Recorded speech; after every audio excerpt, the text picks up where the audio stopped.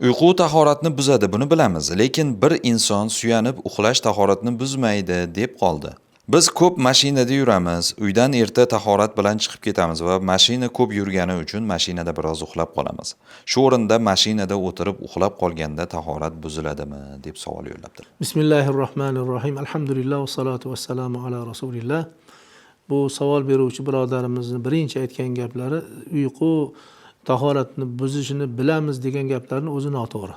Chunki shariatda yo'qki, uyqu tahoratni buzuvchi holat emas.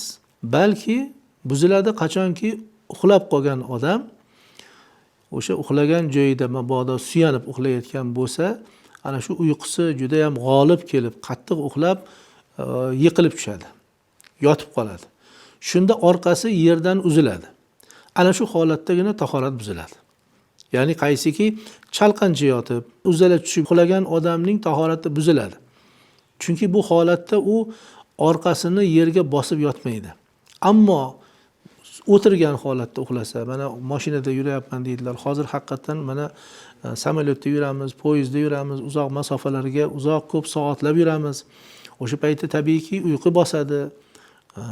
Bir qanchadir muddat odam mizg'ib uxlaydi, lekin shu uxlagan vaqtida suyangan holatida, shu o'tirgan holatidan boshqa holatga yotib qolmasa, mana shunday holatda u qancha muddatda uxlasa ham uni tahorati buzmaydi. Chunki bu yerdagi asosiy masala mana fiqh kitoblarida yoziladiki, o'sha odam o'tirgan joyida orqasini bosib o'tirish kerak. Mana shunday bosib o'tirgan holatida u uxlab qolsa, tahorat buzilmaydi.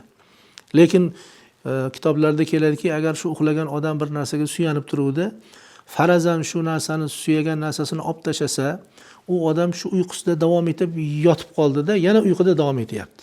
Mana shu holatda u tahorat buziladi. Lekin haligi suyangan narsasidan olib tashldi, bu odam yiqilmasdan o'zini tutib qoldi va orqasi joyidan qo'zg'almadi. Mana bu odamning tahorati buzilmaydi. Shuning uchun demak u uyquni o'zi aslida tahorat buzmaydi, lekin odam yotib uxlaganda yoki orqasini bosmasdan yonboshlagan paytida uxlaganda shu orqasi demak joyidan qo'zg'aladigan bo'lsa, ana u holatdagina tahorat buziladi.